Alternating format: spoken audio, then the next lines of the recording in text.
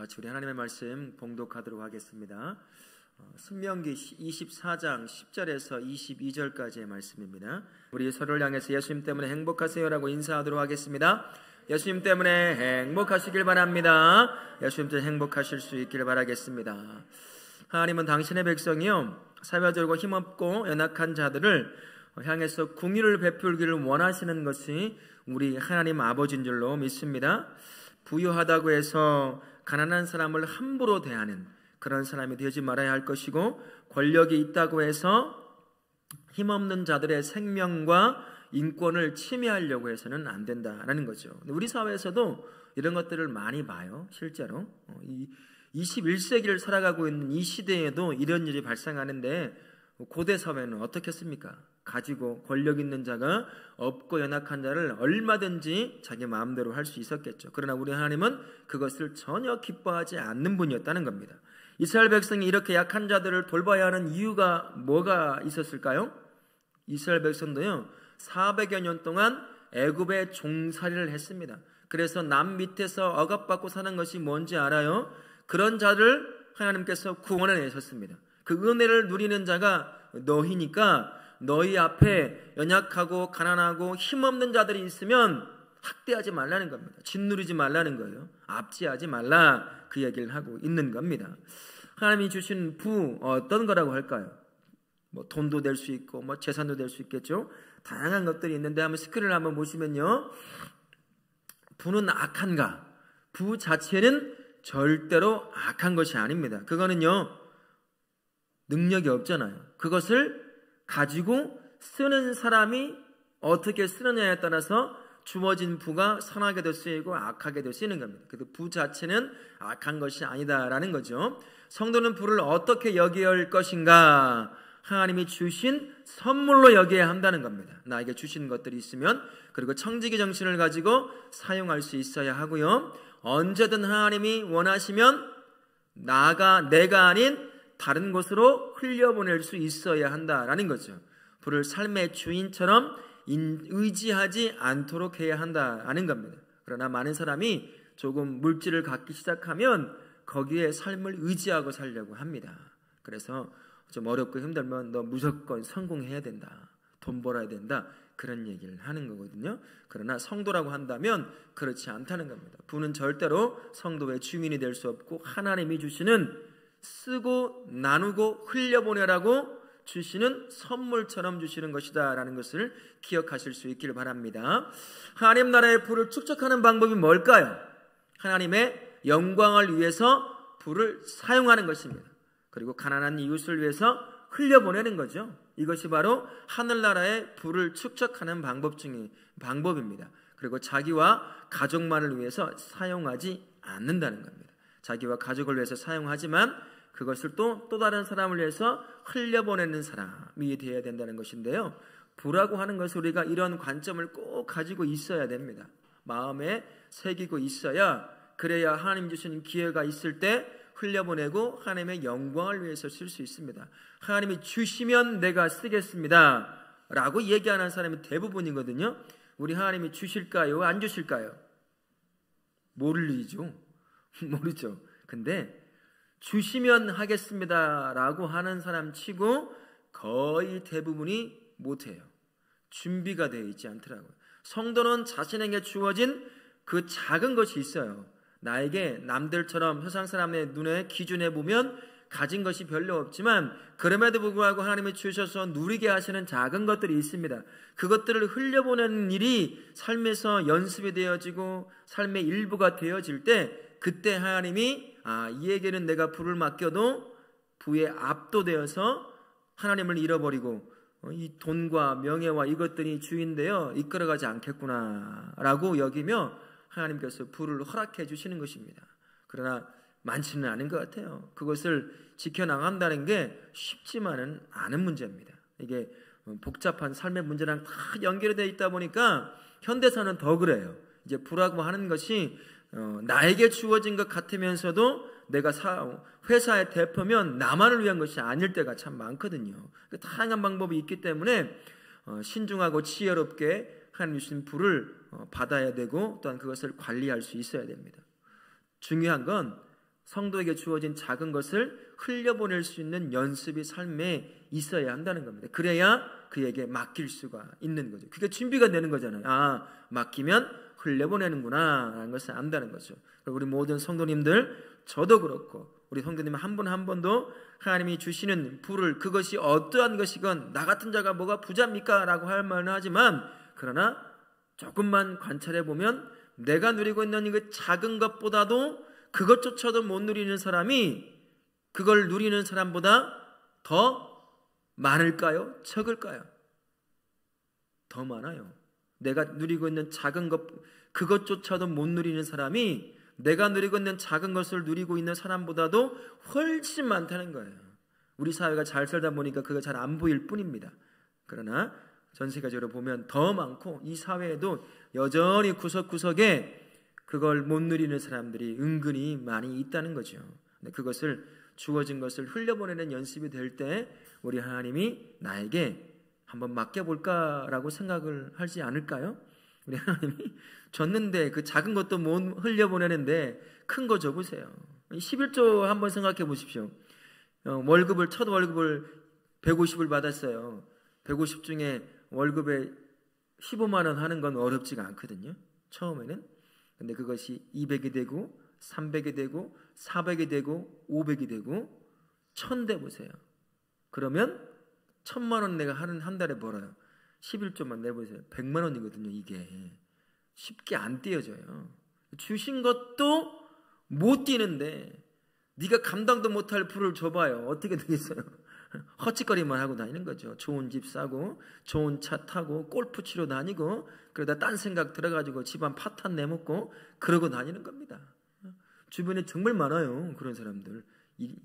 갑자기 돈이 많이 벌어가지고 예수 믿는 사람이건 안 믿는 사람은 똑같이 그런 사람 많다는 거죠. 그러니 지금부터 작은 것부터 흘려보내는 연습이 되는, 그래서 하나님이 언제든 부어주실 때 받아서 흘려보낼 수 있는 그러한 성도로 준비되시기를 예수님의 이름으로 부탁을 드리겠습니다. 아멘. 첫 번째 말씀 보겠습니다. 10절부터 16절까지의 말씀입니다. 하나님의 백성은 가난하고 소외된 자의 인권을 보장할 수 있어야 한다라는 것입니다. 이웃에게 무언가를 구워주고 전당물을 잡을 때 무엇을 주의해야 할까요? 잘 보세요. 집에 들어가 마음대로 전당물을 정하고 가지고 나오면 안 돼요. 전당물이라고 하는 것은 내가 구워준 거에 그 이상의 가치가 있어야 돼요. 그래야 팔아야 내가 구워진 거를 받던 사던 할 수 있는 거 아닙니까? 집에 들어가서 그만한 가치가 있는 것을 자기가 가서 찾아 이걸로 전당물 하자라고 해버리는 거예요. 그런데 때마침 그게 이 사람의 겉옷이었어. 겉옷이 어떤 것일까요? 이 당시에는 이불도 되고 옷도 되는 거였어요. 특히 가난한 사람은 그 자체가 그냥 옷이고 이불이란 말입니다. 그게 가장 값진 게 너 벗어 가져와 버리는 거예요. 그럼 이 사람은 어떻게 되겠어요? 밖에 나가지도 못하고 어떻게 됩니까? 안 된다는 거죠. 이게 빌리는 사람이 전당물을 할 수 있는 것, 그게 전당물을 돈을 빌려준 사람이 그 돈의 액수만큼은 안 된다 하더라도 하나님께서는 이렇게 한 거죠. 그냥 그 사람이 전당물이라고 주는 거를 받으라. 네가 들어가서 네 마음대로 고르지 말고 그 사람이 가지고 들어가서 집주인이 가지고 온 것을 전당물로 받으라는 거죠. 그런데 그것이 이 사람에게 정말 중요한 것, 먹을 거라든지 음식을 구워 먹는 도구라든지 옷이라고 한다면 하루를 넘기지 말고 돌려주라는 거예요. 밤이 되기 전에. 밤은 추우니까 먹을 건 먹고 잠을 자고 그 다음날 다시 전당물로 받든 어떻게 하든지 간에 혹시나 옷이나 이런 것을 받았으면 밤에 반드시 저녁이 넘어가기 전에 주라는 거죠. 그래서 그 사람을 보호하라는 거예요. 네 마음대로 해서 이 사람의 억울함이 쌓이지 않게 하려는 것이 그 얘기를 하고 있는 겁니다. 가난한 자에게 품삯을 주는 원칙이 무엇이에요? 학대하지 말고 품삯을 미루지 말고 당일에 주어야 한다는 거예요. 일 노동자를 해보신 분은 아시지만 그거 하나 먹고 받아서 사는 거거든요. 근데 돈 없다 뭐 이런저런 핑계 대면서 일주일, 2주일, 한 달을 미루는 사람들이 있어요. 그래서는 안 되는 거죠. 그러면 그 사람은 어떻게 하라는 거예요? 하루하루 일하고 먹고 사는데요. 그렇지 마라라고 얘기하는 거죠. 범죄자의 친인척에게까지 죄를 묻는 연좌자에 대해 하나님은 어떻게 말씀하십니까? 뭐라고 하죠? 각 사람은 자기 죄로 말미암아 죽임을 당할 것이다. 이전에는 이런 연좌자가 있었던 것 같아요. 우리나라도 그런 연좌자가 있었잖아요. 근데 지금도 은근히 이런 것이 남아 있습니다. 법제화는 되어 있지 않지만 권력이 있는 사람들, 그 사람들은 자기에게 대드는 사람이 있으면 어떻게 할까요? 자기 권력 가지고 그의 자녀들까지도 출세를 못하게 한다든지 취직을 못하게 한다든지 얼마든지 그런 일을 행하는 사람이 있다는 거예요. 겁을 줘가지고 다시는 못하게, 나한테 무릎 꿇게 만드는 거죠. 이런 악한 짓은 하지 말라라는 거 얘기하는 것입니다. 우리 하나님은 참 공의로운 하나님이세요. 공의로운 하나님이 가지고 계신 그 공의의 성품을 성도 똑같이 가지고 있어야 됩니다. 그 공의로운 성품으로 다른 사람을 바라볼 수 있어야 돼요. 그리고 실제로 우리는 그래야 합니다. 성도라고 한다면 하나님이 나와 성령을 통해 함께 하시잖아요. 그렇다면 그 마음을 품고 다른 사람을 공의로운 하나님의 마음으로 바라보고 품을 수 있어야 한다라는 거죠. 저도 그렇고 우리 다울학교 모든 성도님들 하나님의 공의로운 마음으로 다른 사람을 보고 품을 수 있기를 예수님의 이름으로 부탁을 드리겠습니다. 아멘. 첫 번째 은혜 나눔 한번 같이 보시면요, 아무리 채권자라 할지라도 채무자의 생명과 인권을 함부로 침해할 수 없습니다. 사회 곳곳에 힘 있는 자가 힘 없는 자를 괴롭히는 갑을 관계가 있어요. 이런 상황 가운데서 그리스도인들은 어떻게 해야 되겠습니까? 모른 척해서는 안 됩니다. 그리고 거기에 동조하면은 안 된다는 거죠. 자기 이득 때문에 때로는 모른 척, 때로는 동조하는 일이 발생하지 말아야 한다는 겁니다. 우리는 징계의 대상이었어요. 처음부터 죄인이었단 말입니다. 구원받을 아무런 조건을 갖추고 있지 못한 그런 사람이었다는 거죠. 그냥 살다가 죄 가운데 짝하에 살다가 지옥으로 갈 수밖에 없는 그러한 삶이었습니다만, 하지만 하나님께서는 일방적으로 우리를 불쌍히 여기시고 긍휼히 여기시고 사랑하셔서 찾아와 우리를 구원해 내셨습니다. 구원받을 자격도 없는 저와 우리가 구원을 받아서 그 구원의 은혜를 누리고 있는 거예요. 우리가 죽음의 길로 가지 않고 이제는 생명의 길로 가게 된다는 거죠. 그래서 성도의 삶이라고 하는 것은 은혜로 누리는 삶이다, 그렇게 말할 수가 있는 거지요. 바로 이 하나님이 우리를 향해 가지고 계신 은혜의 눈과 마음을 품어야 한다는 겁니다. 그것으로 다른 사람들을 보고 품을 수 있어야 한다라고 그렇게 말씀을 하고 있는 겁니다. 하나님의 은혜의 눈과 마음으로 다른 연약한 형제와 자매를 보므로 내가 때로는 손해를 조금 본다고 하더라도 그 사람의 갑질을 하면 안 된다고 이렇게 말씀을 하고 계시는 거죠. 직장이나 사업장에서 억울한 사람이 있어서는 안 된다는 겁니다. 사회 상황에서 어떤 특수한 상황에 놓여 있을 때 이기적인 나로 말미암아 그 한 사람이 억울함을 호소할 수가 있는 거예요. 하나님께서 그 억울한 자의 호소를 들으시고 우리에게 징계를 내릴 수도 있다는 것입니다. 그러니 하나님께서 나를 향해 가지고 계시는 그 은혜의 눈과 그 은혜의 마음을 가지고 다른 사람에게 다른 사람을 보고 품을 수 있어야 한다는 거죠. 저도 그렇고 우리 성도들 모두가 다 그렇게 은혜 받은 그 눈, 그 마음으로 그 하나님의 그 은혜의 눈과 마음을 품고 다른 사람을 바라보실 수 있기를 바랍니다. 그래서 내가 조금 높은 자리에 있고 좀 더 가졌다고 해서 갑을 관계로 만들어서 자기 이득을 취하려고 하지 말라라는 겁니다. 때로는 그것이 더 큰 이득을 준다고 하더라도 내가 성도이기에 하나님이 나에게 주신 하나님 은혜를 입고 사는 그러한 존재라는 것을 기억하면서 그러한 상황에 충분히 놓여있는 누가 뭐라고 하지 않는다고 하더라도 우리는 그러면 안 된다는 사실을 기억하고 연약하고 헐벗고 힘든 사람들을 돕는 그런 성도님들 되실 수 있기를 바라겠습니다. 아멘. 두 번째 은혜 나눔 보시면요, 누구에게나 생명을 누리며 살 권리가 보장되어야 합니다. 그리스도인들은 누구도 임금 체불로 인해 불이익을 당하거나 친인척의 죄로 인해서 억울한 처벌을 받지 않게 경제적, 사법적 정의 실현에 일조할 수가 있어야 한다라는 겁니다. 생명과 삶에는 믿는 사람과 믿지 않는 사람과 아무런 차이가 없습니다. 모두가 다 하나님의 형상으로 만들어진 하나님이 귀하게 여기는 사람들이에요. 하나님을 믿고 살아가니까 더 귀하게 여기고, 믿지 않으니까 저건 다 멸망하여 지옥으로 갈 사람들, 그건 바리새인이 사람들을 바라보는 눈이에요. 예수님이 그렇게 뭐라고 했던 사람들의 눈이라는 겁니다.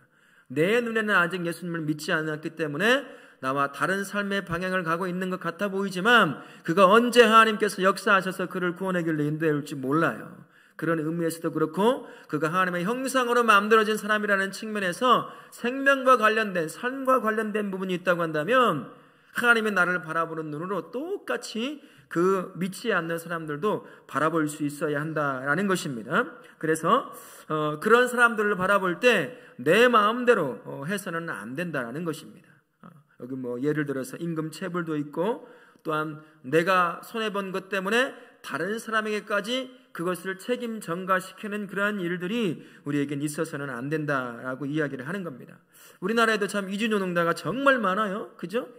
대학에는 아직은 그렇게 이제 이주노동자가 와서 한국 사람과 결혼해서 이제 아이를 낳아 대학까지 들어온 숫자는 그렇게 많지는 않습니다만, 한 10년 정도 이 안짝에 이제 대학교 가면 나와 피부색이 다르지만 한국 국적을 가지고 있고 한국어가 모국어인 아이들을 정말 많이 만날 때가 올 겁니다. 우리나라에도 이제는요, 단일 민족 아니에요. 이제 우리나라는 단일 민족이 아닙니다.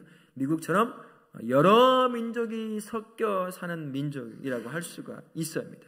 그렇다면 이주 노동자들 참 많이 와요. 이제 그 사람들이 일을 합니다. 근데 참 여기저기서 우리 한국 사람들이 사업주로 있는 사람들이 고용하는 사람들이 그들이 노동력을 착취해서 임금을 체불한다든지 띄어먹는다든지, 아니면 팍 깎아서 준다든지, 아니면 너 불법이니까 내가 신고한다라고 해가지고 그렇게 이주노동자들을 학대하는 일들이 적지 않게 발생합니다. 우리는 도시니까 잘 모르잖아요. 그러나 조금만 시골 쪽으로 가보면 시골 농사일은 한국 사람 할 사람이 없어요.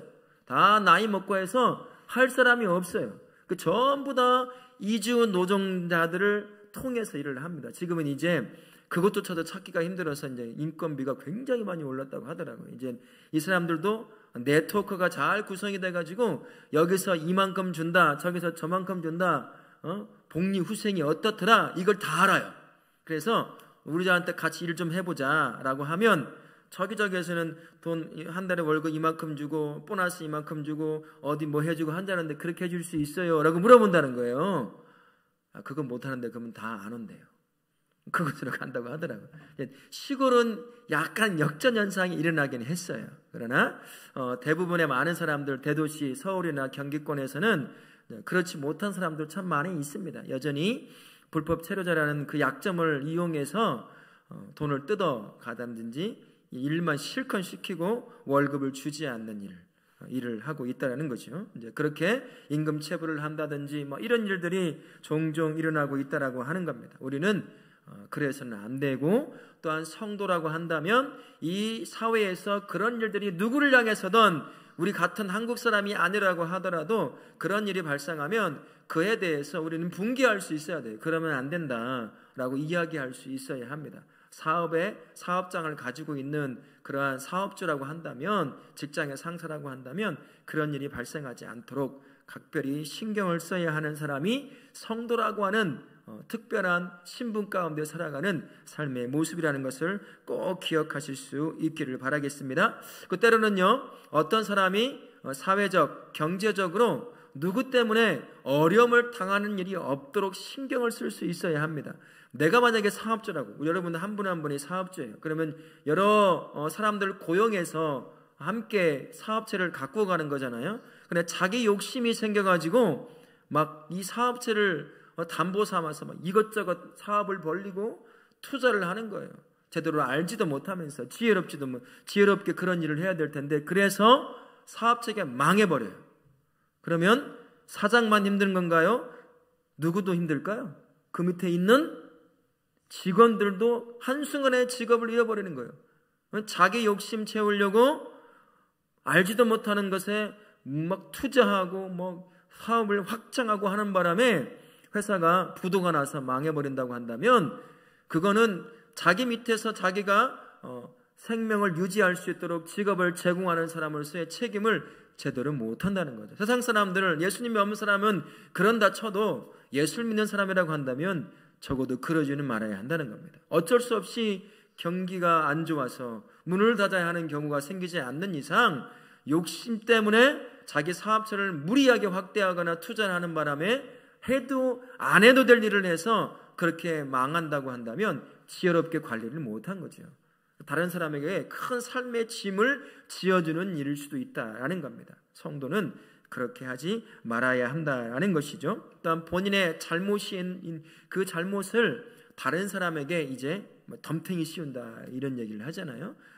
특히 상사라든지 직장에 좀 높은 자리에 있거나 권력이 있는 사람들이 자기의 잘못을 덮기 위해서 다른 사람에게 책임을 전가하는 일들은 성도라고 한다면 적어도 그런 일들은 악하다고 생각을 하고 언제나 피할 수 있어야 합니다. 또 한 가지로는 어느 한 공동체 안에 어떤 공무원이라든지 어떤 공동체 안에서 불법이 일어나는 일들을 그러면 안 된다는 정의감을 가지고 공익 제보를 하는 사람들이 있어요.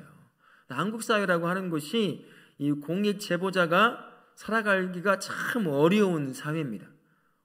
만약에 내가 공무원 사회에서 불법을 이제 이야기를 했어요. 그 사람은 그 공무원 사회에서 그 전문적인 그 직업에서 계속해서 그 일을 감당할 수 있을까요? 우리 한국 사회에서는 안 되더라고요. 반드시 그만둬야 합니다. 왜요? 사람들이 가만 내버려두지 않아요. 철저하게 그 사람을 응징하듯이 다시는 그 자리에 못 쓰게 만드는 것을 우리가 봤습니다. 지금도 우리가 보잖아요. 최상병 그 해병대 사건을 정확하게 그 일을 하려고 했던 대령 법무관이라 하고 할 수 있을 그 대령이 정확한 일을 하려고 하는데 무마시키려고 다른 방법을 했어요. 그 사람은 지위까지 다 잃어버렸어요. 이제 불명예 제대를 앞두고 있습니다. 그래서 특검을 하자 어쩌다 하는 말들이 이렇게 나오는 겁니다. 그런 사람들이 정의와 사회를 깨끗하게 세워가기 위한 애쓰는 사람들을 보호할 수 있는 역할을 할 수도 있어야 한다는 거죠. 그런 일을 하려면 내가 희생할 수도 있어요. 솔직히. 그죠? 근데 그런 각오도 하고 있어야 한다는 거죠. 성도라고 한다면 쉽지 않은 문제입니다. 너를 같으면 할 수 있겠냐? 네 라고 대답을 잘 못할 수도 있어요. 그러나 우리가 그것을 기억하고 하나님 이런 상황에서 내가 할 수 있도록 길을 열어주십시오라고 그렇게 준비하는 성도가 하나님께서 기뻐 사용하는 성도가 될 것입니다. 오늘 지금 그 이야기를 하고 있는 거예요. 우리 하나님께서 가나안 땅에 들어가 살 사람들이 누구예요? 하나님께서 입 좀 열어보세요. 그냥 눈만 뜨지 마시고 가나안 땅에 들어가 살 사람이 누구냐고요? 아람 사람입니까? 아니에요. 하나님이 선택해서 지금까지 하나님의 역사를 하루 24시간 경험하며 살고 있던 사람들이에요. 그런 사람들도 똑같이 우리처럼 변질될 수 있다는 거예요. 그래서 이런 율법이나 이런 명령을 통해서 어렵고 힘든 자들을 도우라고 지금 하고 있는 거거든요. 하물며 우리는 어떻겠습니까? 보이지 않는 하나님을 섬기고 있어요. 그리고 다수가 예수님을 믿지 않는 그러한 사회에 우리가 속해 있다는 거죠. 얼마나 쉽지 않은 삶을 살아야 합니까? 하나님이 기뻐하시는. 그러더라도 하나님께서 살아계시고 나와 동행하시니까 그 하나님을 통해 나를 통해 하나님을 세우실 공의가 내가 세워진 그 자리에 세워질 수 있도록 항상 준비가 돼야 돼요. 실패하더라도 자기를 숨기고 그 이득 손해보는 것이 두려워서 도망치고 눈 감아주고 동조하는 일은 절대 없어야 한다라는 말씀입니다. 저도 그렇고 우리 다울학교 모든 성도님들은 공의로우신 하나님의 그 마음을 깨닫고 세워진 그 자리에서 공의를 이루어내는 우리 성도님들 되실 수 있기를 바라겠습니다. 아멘. 17절부터 22절까지의 말씀 같이 한번 봅니다. 사회적으로 연약한 자들은 갑질의 대상이 아니라 뭐라고 할 수 있어요? 보호와 존중의 대상이라고 할 수가 있습니다. 이스라엘 백성이 사회적 약자를 함부로 대하지 말아야 하는 이유가 뭐라고 했습니까? 애굽에서 종되었을 때 하나님의 구원의 은혜를 누렸던 자들이 너희가 아니냐, 다 경험해봤지 않느냐. 종으로 살 때 구원해내는 그 은혜가 얼마나 감격스럽고 기쁘고 행복한지를 네가 경험했으면, 똑같이 누군가가 압제를 당하는 자가 있으면 네가 도와서 그를 자유롭게 만들어준다면 그가 얼마나 큰 기쁨과 행복 가운데 살 수 있겠느냐. 그걸 기억하라는 거죠. 그러니까 네가 함부로 연약한 자들을 압제하려고 하지 말라, 그 얘기를 하고 있는 겁니다. 이스라엘 백성이 추수 때 수확물을 다 거두지 말고 일부를 남겨야 하는 이유가 뭐였습니까? 그 당시 사회적으로 가장 약자라고 할 수 있을 누구예요? 고아와 과부와 객이었습니다. 그 사람들이 어떤 사람들은 잘 모르지만 누군가 돕지 않으면 굶어 죽을 수밖에 없는 그러한 위치에 있는 사람들을 위해서 네가 혹시나 놓치고 온 지푸라기가 있다라도, 포도송이가 있어도 가서 그까지 싹 따오려고 하지 말라는 거예요. 내버려 둬라. 그러면 그 사람들이 먹고 생명을 유지할 수 있을 거다. 이게 바로 하나님의 마음이라는 것입니다. 성도는 은혜 가운데 구원받은 존재임을 항상 기억해야 돼요. 그래서 우리는 모든 삶이 은혜, 즉 선물로 살아가는 인생이라고 할 수가 있는 겁니다.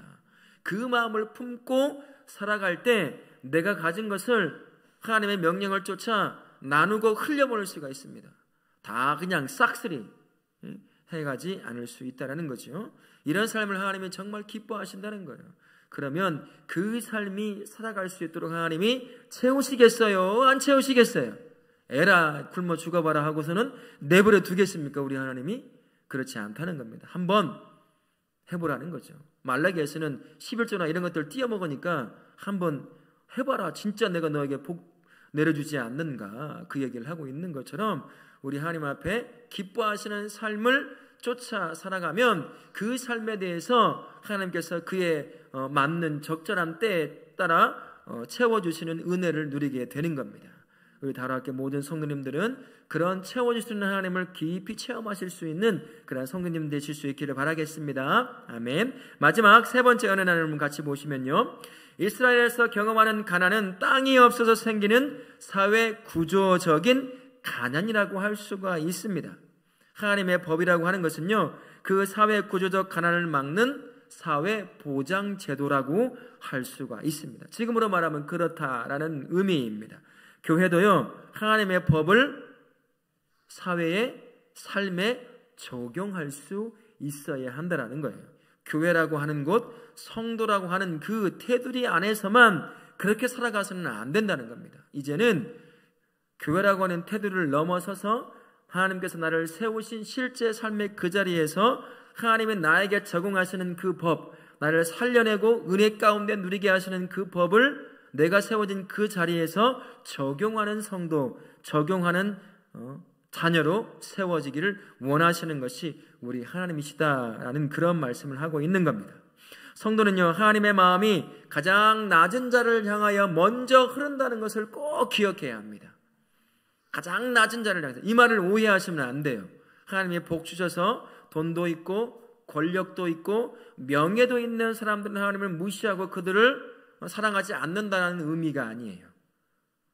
그들은 하나님의 주신 것을 가지고 당분간은 살 수가 있어요. 그러나 고아와 과부와 객 같은 사람들은 당장에 그때그때 주어지는 것이 없으면 굶을 수가 있습니다. 죽을 수가 있다는 의미라는 것이에요. 그래서 연약하고 힘든 자, 하나님이 직접 돌보지 않으면 안 되는 자, 명령을 통해서라도 섬기라고, 세우라고, 살려내라고 말하지 않으면 안 되는 그러한 연약한 자들이 어느 사회든 있다는 거예요.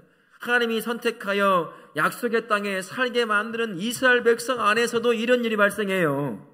그래서 하나님이 법처럼 명령으로 주신다는 거잖아요. 그러면 지금 우리 살고 있는 사회는 어떻겠습니까? 더 많으면 많을지 적지는 않을 거라는 거죠. 그런 자들을 향해 하나님께서 하시는 것처럼 너를 향해 하나님이 마치 법처럼 너를 은혜 가운데 돌보시고 채우시는 것처럼 그렇게 하나님의 그 은혜의 법칙을 다른 사람을 향해 적용하는 그러한 성도로 세워지라고 그렇게 말씀하고 있는 겁니다.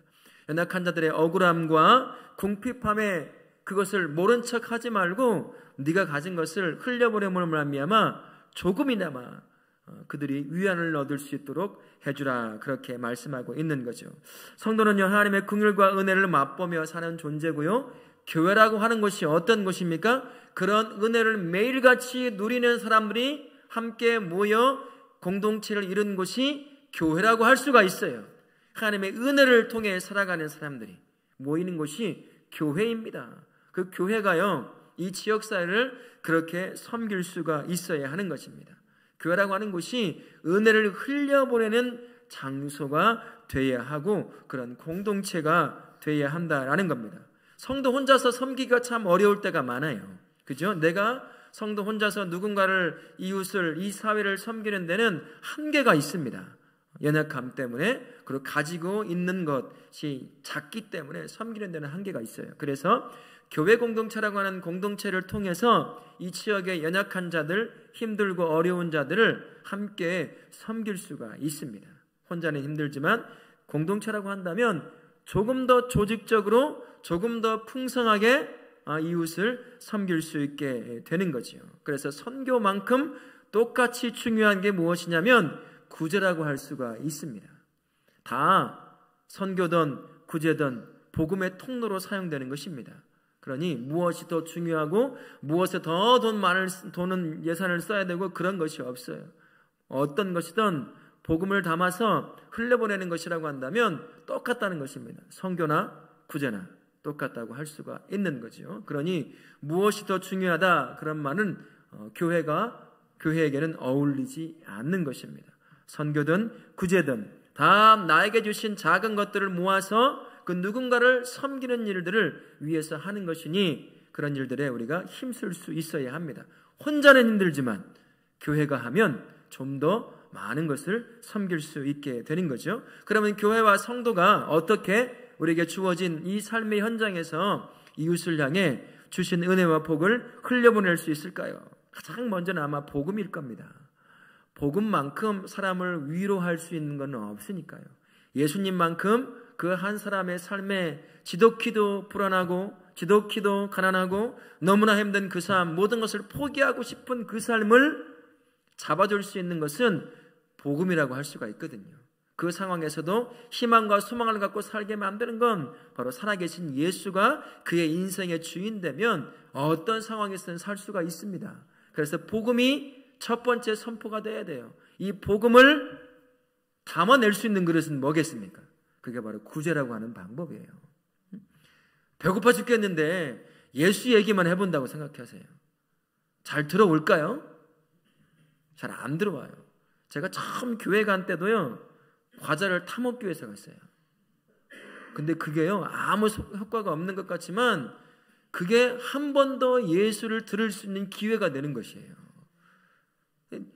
누군가를 향해 섬기고 복음을 전하려고 한다면 그의 필요를 조금 맞춰줄 필요가 있다라는 것입니다. 그게 바로 연약한 자들에게는 구제라고 하는 방법일 수가 있다라는 거죠. 우리 안에서 후원을 하는 겁니다. 이런 방법을 한번 생각해 봤어요. 우리가 가지고 있는 작은 물질이라든지 시간이라든지 노력이라든지 이런 것들을 통해서 이 송천동 안에 있는 그런 연약한 자들을 누군가를 통해서 소개를 받아서 매달은 못한다 하더라도 우리가 할 수 있는 범위 안에서 그런 사람들을 도울 수 있는 거죠. 독거노인을 돕는다든지 편부 밑에서 살지만 참 가난해서 이것저것 못 사고 못 입고 못 먹는 그런 어린 학생들이 있다고 한다면 상하반기 그렇게 장학금을 작지만 준다든지 이런 방법을 통해서도 우리가 섬길 수가 있어요. 그러면서 생각나더라고요.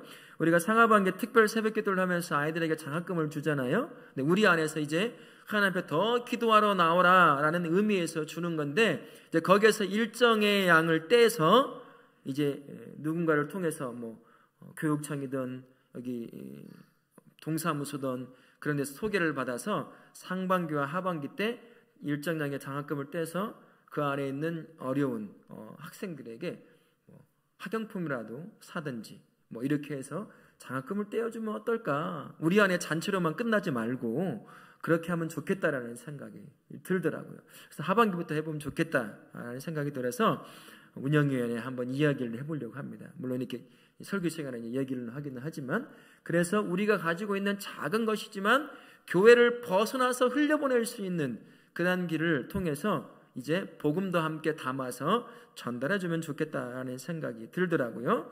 그리고 뭐 구제헌금을 좀 한다든지, 여기 보니까 뭐 사랑의 빵이라든지, 우리 이전에 많이 해봤을 거예요. 이렇게 어디서 주죠? 그게 월드비전에서. 지금도 하는지 모르겠어요. 저도 많이 모아가지고 가득 차면 모아가서 다 보내고 막 그런 일이 있었는데, 헤비타트라고 해서 집 짓는 일들도 있어요. 우리 청소년들이 가서 해보면 참 좋습니다. 이미 다 만들어놓은 그런 집 도구들을 가지고 시키는 대로 이제 망치로 못도 박고 문도 달아보고 하는 거예요. 집이 없어 못 사는 사람들에게, 이제 특정한 사람들에게 이제 집을 지어주는 프로그램이거든요. 가서 이제 그렇게 한 1박 2일 정도 해보면 집 있고 그 안에서 부모랑 함께 사는 것이 얼마나 감사하고 고마운 일인지를 고백하게 됩니다. 그리고 내가 작은 못질 몇 번 했지만 이 집을 통해서 집이 없던 사람이 행복한 가정을 이루고 산다는 것을 보는 것, 그런 것도 하나의 큰 체험이 될 수 있다는 거죠. 이런 방법을 통해서 우리 안에서의 어떤 것을 하나님의 은혜를 흘려보내는 연습들이 이루어져야 한다는 것입니다. 그럴 때 하나님께서 기뻐하시는 성도의 모습을 갖춰갈 수가 있게 되는 것이죠. 성도와 교회는요, 주변에 있는 어렵고 힘든 사람들을 하나님의 마음으로 볼 수 있어야 합니다. 교회 안에, 공동체 안에 있는 지체들 중에서도 어려운 가운데 있어요. 그런 사람들을 보고 섬기고 세워줄 수 있어야겠지만, 그것을 또한 넘어서서 교회 밖에도 바라봐야 한다는 거죠. 한국 사회에 수많은 교회들이 욕을 얻어먹는 이유가 자기들 배불린 일에만 몰두하고 있다는 거예요. 사실 그렇지도 않은데요. 남들 몰래 섬기는 일이 참 많은데 왜 그런가 보면 자기들 교회 건물 거대하게 쳐놓고 최고의 어떤 이것도 갖다 놓고 저것도 갖다 놓고 이런 걸 자랑하는 것처럼 많이 보이는데, 주변에는, 그 교회 주변에는 여전히 힘들고 어려운 사람들이 있다는 거죠. 그러나 그들을 바라보는 눈이 그렇게 세밀하게 섬기는 그런 눈은 아니더라는 겁니다. 그러니까 교회가 욕을 얻어먹어요. 수많은 선교사들에게 선교 헌금을 보내고 뭣도 하고 하는데, 가장 가까이에 있는 그런 사람들에게는 잘 안 하는 모습이 보이는 거죠. 그러니까 교회가 욕을 얻어먹는 겁니다. 욕을 얻어먹으니까 욕을 얻어먹지 말기 위해서 하자, 그런 얘기가 아니에요. 오늘 하나님께서 이스라엘 백성을 향해 명령하는 그 명령이 지금 우리를 향해 명령하는 것이잖아요. 이 명령을 쫓아 우리가 할 수 있는 범위 안에서 순종하는 그런 마음을 가지고 나보다 연약하고 헐벗고 힘든 자들 여전히 주변에 있습니다. 그들을 향해서 하나님 주신 작은 은혜를 흘려보내는 그러한 성도요, 우리 다우라 교회가 되기를 예수님의 이름으로 축원합니다. 아멘.